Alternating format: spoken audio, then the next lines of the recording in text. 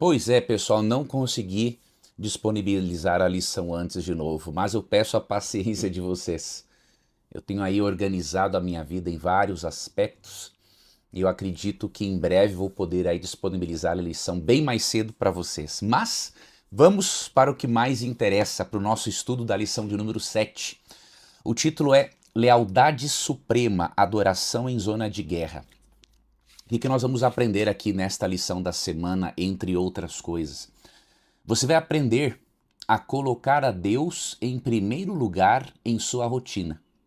Por incrível que pareça, o livro de Josué, mesmo tratando de guerras, batalhas de Deus contra o mal e contra aqueles que se apegaram ao mal, no livro de Josué você aprende aquele princípio que Jesus ensinou em Mateus 6,33.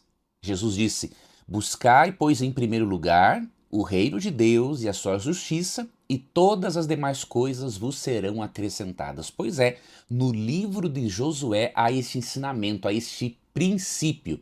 E é isso que nós vamos aprender, para que possamos priorizar a Deus no dia a dia, para que possamos colocar a Deus em primeiro lugar, porque este é o segredo, este é o caminho da nossa saúde, da nossa felicidade, das nossas vitórias, especialmente da vitória eterna. Tudo bem? Vamos então para a parte de domingo, vamos aqui seguir naquele método que vocês gostaram, né, de nós abordarmos pergunta por pergunta, dando também a resposta. A primeira pergunta da lição, leia Josué 5:1-7. Porque o Senhor ordenou a Josué que circuncidasse a segunda geração de israelitas naquele momento específico da conquista de Canaã? Bom, após a leitura, qual foi a resposta que eu coloquei aqui e eu compartilho com você. Então, por que o Senhor ordenou que Josué circuncidasse? Porque essa prática, bem como a Páscoa, renovaria a aliança com Deus. Ou seja, ele, Deus, deve estar em primeiro lugar na nossa vida.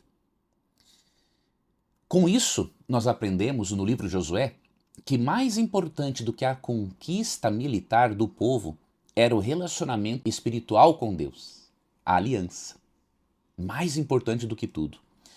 Ao celebrarem o relacionamento com Deus, com aquele Deus que os havia libertado do Egito, os israelitas exerceram a fé de que a batalha pertence ao Senhor e renovaram a aliança com Ele.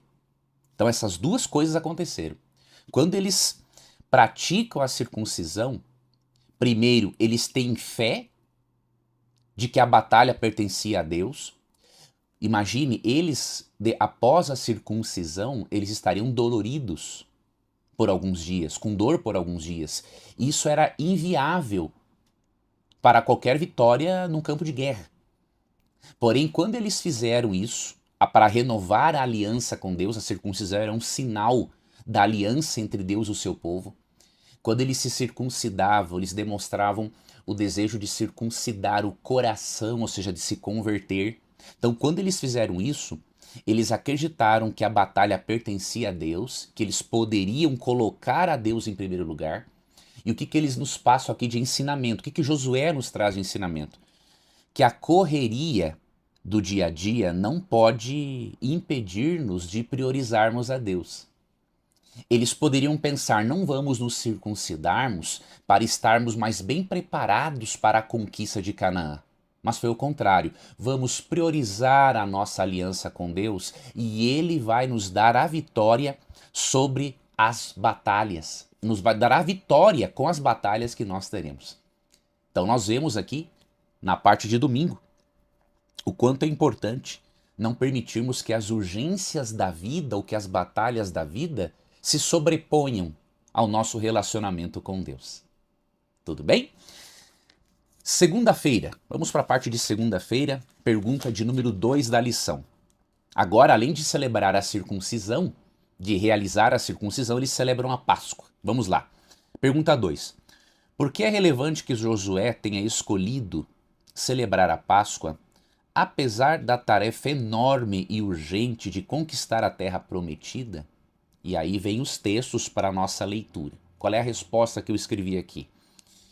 Eles deveriam priorizar a memória da salvação deles durante a 10ª praga e a saída da escravidão do Egito.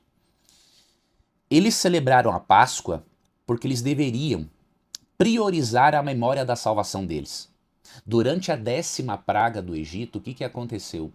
Os primogênitos israelitas foram livres da morte. A 10ª praga envolveu a morte dos primogênitos no Egito.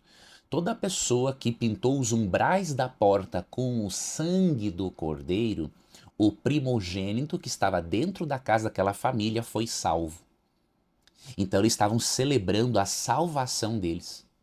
E depois dessa 10ª praga, celebravam também a saída da escravidão do Egito.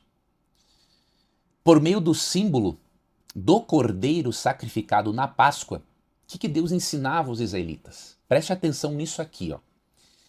Ele ensinava que eles foram salvos, tanto da morte dos primogênitos quanto do Egito, por meio do sangue do cordeiro, por meio da atuação de Deus e não das obras deles, né? O que isso quer dizer?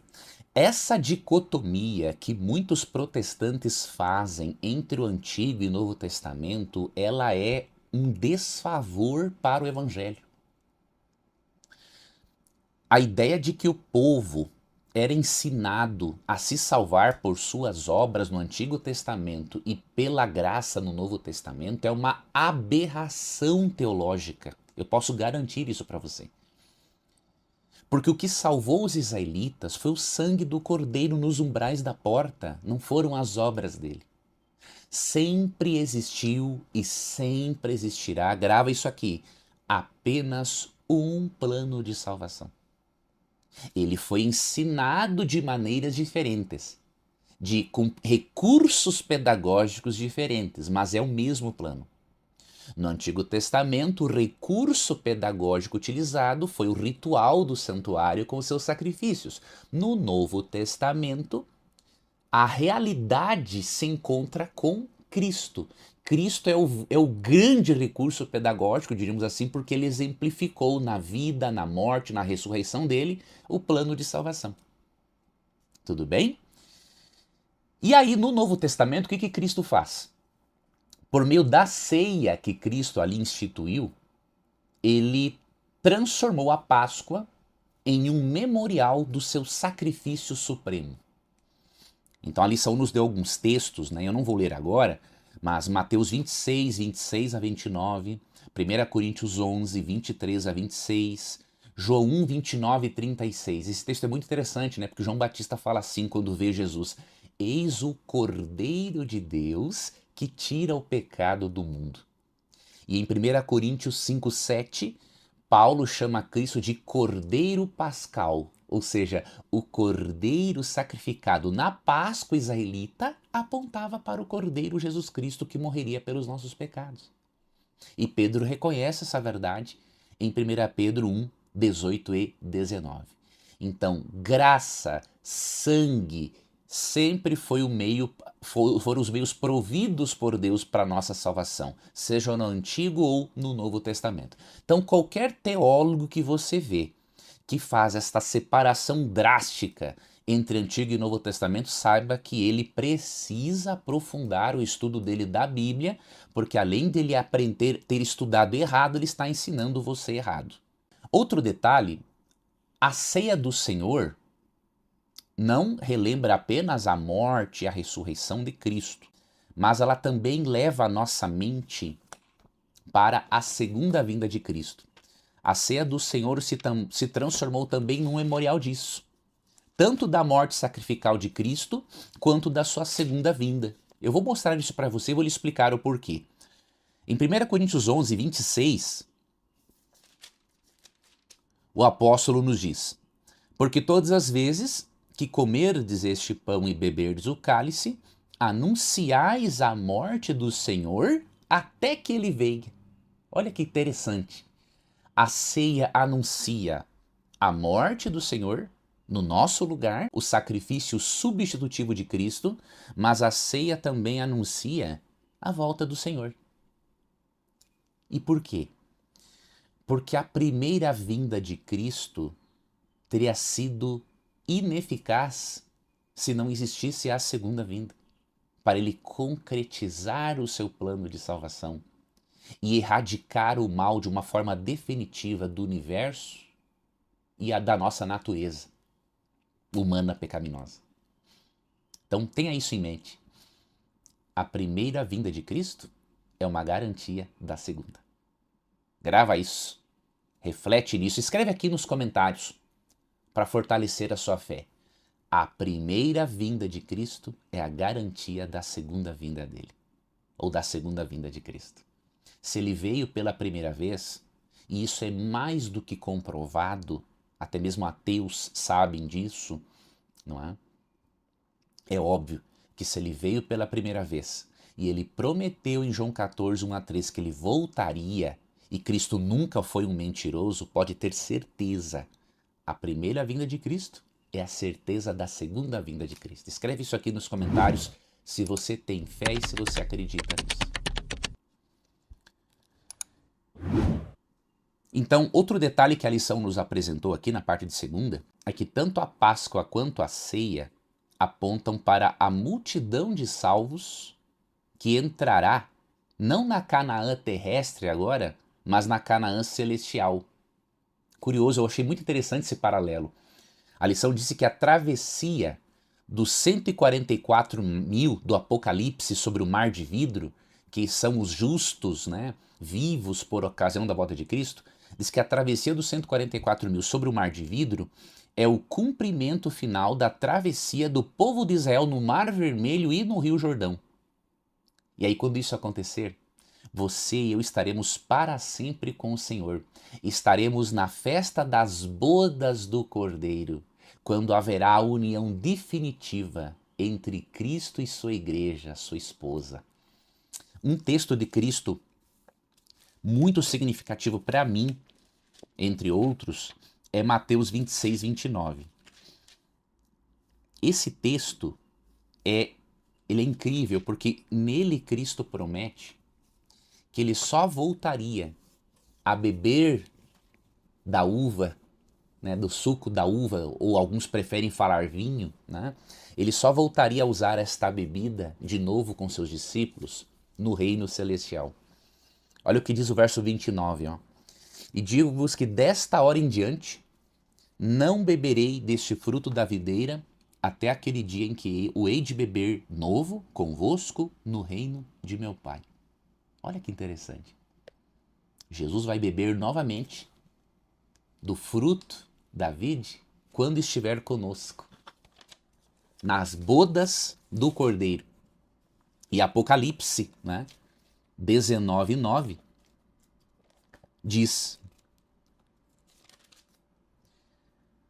Então me falou o anjo, escreve, bem-aventurados aqueles que são chamados à ceia das bodas do Cordeiro. E acrescentou, são estas as verdadeiras palavras de Deus. Deus chamou você para participar desta ceia, para você tomar deste suco de uva inigualável com Jesus no céu. Basta você querer. O seu lugar e o meu estão reservados junto à mesa. Basta você querer estar lá e eu também. Vamos para a parte de terça-feira agora da lição. Falando dos altares de renovação, aqui também há lições espirituais muito interessantes para nós. Pergunta de número 3. Qual foi a motivação de Josué para construir um altar para o Senhor? E aí vem os textos para a leitura, né? Eu escrevi o seguinte, a motivação foi cumprir a ordem de Moisés e renovar o compromisso do culto a Deus e o compromisso com a lei de amor de Deus, com a sua lei de amor. Josué sabia que o amor a Deus e a lealdade a Deus eram as coisas mais importantes. O povo deveria nutrir o amor e a lealdade a Deus para que pudessem conquistar Canaã. Ou seja, a conquista da terra de Canaã seria o resultado da relação com Deus. Não seria pelos méritos deles, por estratégia militar, mesmo que esta existisse e foi dada por Deus, mas a estratégia militar seria algo bem secundário. O que seria primário era a relação com Deus. Tá? Então, por isso que Josué fez questão de construir um altar para o Senhor. Esses altares, né, construídos de pedras, eles eram recursos didáticos e pedagógicos para manter na mente do povo a lembranças sobre Deus e sobre a atuação dele na história deles. Tá?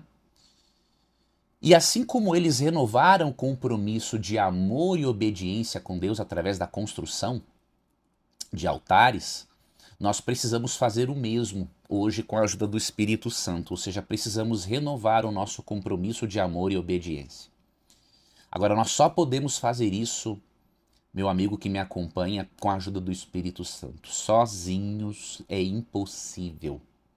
Sem termos uma ligação íntima com Cristo e com o Espírito Santo, nós não podemos fazer nada. Em João 15,5, Jesus diz que ele é a videira e nós os ramos, né? E que sem ele nada nós podemos fazer.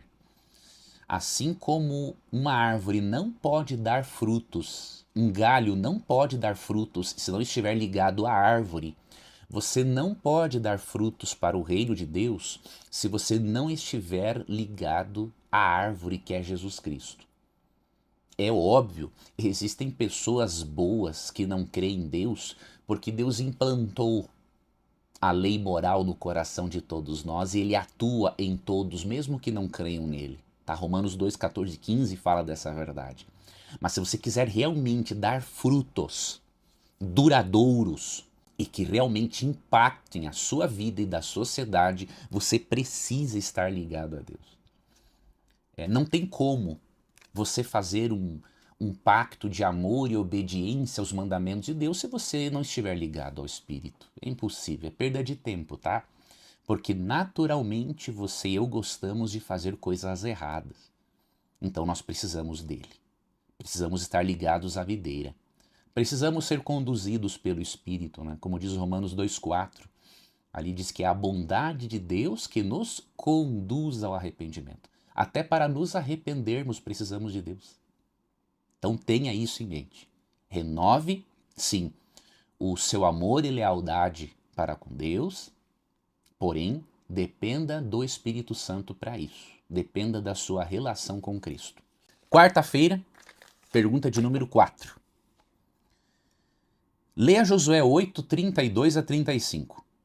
Qual é o significado do ato descrito nesses versos e o que ele nos ensina hoje? Eu aqui enumerei duas coisas. Primeiro, que há dois caminhos para o ser humano, da bênção ou maldição.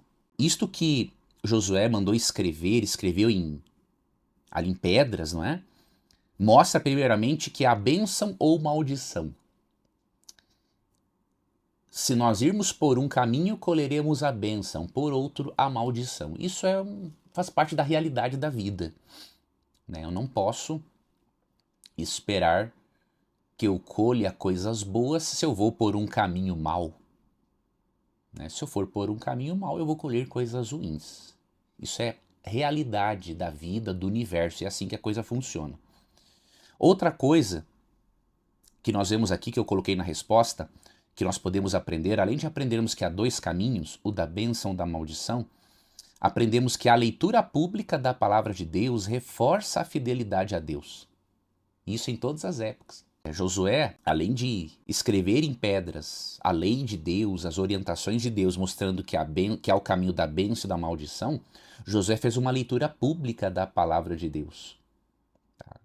Então, a leitura pública da palavra de Deus é importante em todas as épocas. É tão importante que em Josué 1,8 Deus fala para Josué ler todos os dias. E depois também ler para o povo. Lá em Romanos 10,17 é dito que a fé vem pelo ouvir da palavra de Deus.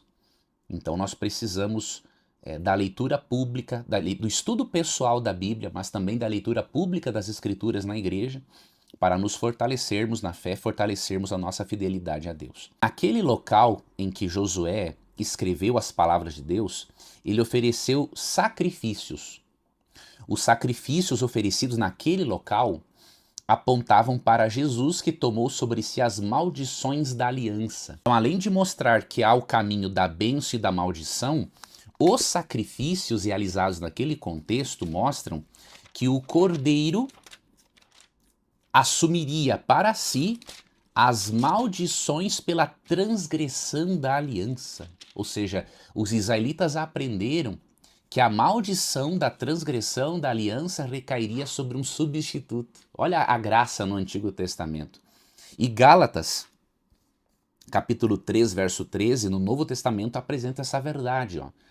Cristo nos resgatou da maldição da lei, fazendo-se ele próprio maldição em nosso lugar. Porque está escrito, maldito todo aquele que for pendurado em madeiro. Então percebe? Cristo assumiu as maldições pela nossa transgressão da lei e nos resgatou da maldição da lei. Qual é a maldição da lei? A morte do pecador. E olha como o texto é interessante. Aqui fala que Cristo nos resgatou da maldição da lei. Não que Cristo resgatou da lei como princípio de vida. É impressionante o quanto as pessoas leem o texto e não entendem. Isso é por causa do sistema, uma das razões é o sistema educacional brasileiro. Ensina as pessoas a lerem, porém não a interpretarem um texto. Então, quando o texto diz que Cristo nos resgata da maldição da lei, as pessoas já pensam, nos liberou da guarda da lei. Que absurdo! Resgatar da obediência à lei é uma coisa, resgatar da maldição da lei é outra coisa totalmente diferente. Não tem nada a ver uma coisa com a outra. Então, se alguém usar esse texto para você para falar da abolição da lei, essa pessoa não aprendeu ainda a ler devidamente o texto bíblico. Tem que melhorar a sua capacidade de leitura. Então, Cristo, ele assumiu as maldições pela transgressão da aliança, lá em Levítico 26, 14 a 39, Deuteronômio 27, 11 a 26. Então, Cristo se fez maldição por nós. Ele assumiu a nossa dívida e as consequências da nossa transgressão. Então, ele nos resgata da maldição da lei, que são todas aquelas maldições e especialmente a morte eterna, mas ele não nos resgatou da obediência, porque Cristo salva-nos do pecado e não para o pecado. Então, as pessoas acabam confundindo as coisas, né? Ainda na lição de quarta, vamos para a pergunta de número 5, estamos indo aqui para o final. Por que era necessário escrever uma cópia da aliança em um monumento visível a todos? A lição deu aqui vários textos e eu queria só ler para você um deles, que é o Salmo 78, verso 7. E aí eu vou lhe dar também a resposta. Eu vou lhe dar a resposta primeiramente. Por que era necessário escrever? Para ajudá-los a não se esquecerem de Deus e de sua lei. Você sabe que frequentemente esquecemos as coisas com muita facilidade. Ainda mais com o acúmulo de demandas e por causa da aceleração mental que a nossa rotina pós-moderna nos impõe. Então nós precisamos de lembretes constantes de que precisamos amar a Deus e obedecer a sua lei. Eu vou ler aqui para você Salmo 78:7, um dos textos que a lição indicou, para que pusessem em Deus a sua confiança e não se esquecessem dos feitos de Deus, mas lhe observassem os mandamentos e não fossem como seus. Então, Deus gostaria, sim, que o seu povo se lembrasse constantemente de suas leis, para que tenha um estilo de vida ético, né, condizente com o Evangelho. Parte de quinta-feira, vamos aqui para a pergunta de número 6. Leia Josué 18, 1 e 2. Qual foi a atividade que fez Josué interromper o processo de distribuição do território? Ele estava no processo de distribuir o território para as diferentes tribos de Israel, para as 12 tribos. Porém, uma atividade fez Josué interromper este processo. E aqui tem uma lição muito importante para você e para mim, sobre prioridades. A atividade que fez Josué interromper o processo de distribuição foi estabelecer o tabernáculo, construir o tabernáculo como centro de adoração. Olha, mais uma vez, Deus foi colocado em primeiro lugar. O culto a Deus foi colocado em primeiro lugar. Depois que isso foi estabelecido, ele continuou o processo de distribuição do território. Como disse a lição, o tema central do livro de Josué é a presença de Deus no meio de Israel. E isso foi o que tornou possível a posse da terra prometida. Por eles colocarem a Deus no centro de suas vidas, pelo fato de o tabernáculo ser o centro da adoração, o centro da vida religiosa, civil do povo, a vitória veio como um resultado de ter colocado a Deus em primeiro lugar. E você? Tem conseguido colocar a Deus em primeiro lugar no seu dia a dia? Tem separado tempo para ler a Bíblia, para orar, para refletir sobre a realidade da vida com base na cosmovisão da palavra de Deus? Avalie isso com carinho. Pergunta de número 7, a última pergunta da lição. Leia Hebreus 6, 19 e 20, 9, 11 e 12 e Hebreus 10, 19 a 23. O que podemos aprender com Josué, considerando que, como cristãos, não temos um santuário terrestre que abrigue a presença física de Deus entre nós? O que eu escrevi? Podemos aprender a ir à presença de Deus no santuário celestial, graças ao ministério sumo sacerdotal de Jesus. Hoje, você e eu não temos um santuário terrestre como nos dias de Israel. Porém, o livro de Hebreus destaca que Cristo é o sumo sacerdote do verdadeiro tabernáculo que serviu de modelo para a construção do tabernáculo celestial. O que isso traz de lição para nós? Eu vou ler o texto e eu te vou explicar. Hebreus 8, 1 e 2. Ora, o essencial das coisas que temos dito, ou seja, de tudo aquilo que o autor de Hebreus está comentando no seu sermão, é que possuímos tal sumo sacerdote que se assentou à destra do trono da majestade nos céus, como ministro do santuário e do verdadeiro tabernáculo que o Senhor erigiu e não o homem. O que nós podemos aprender com Josué?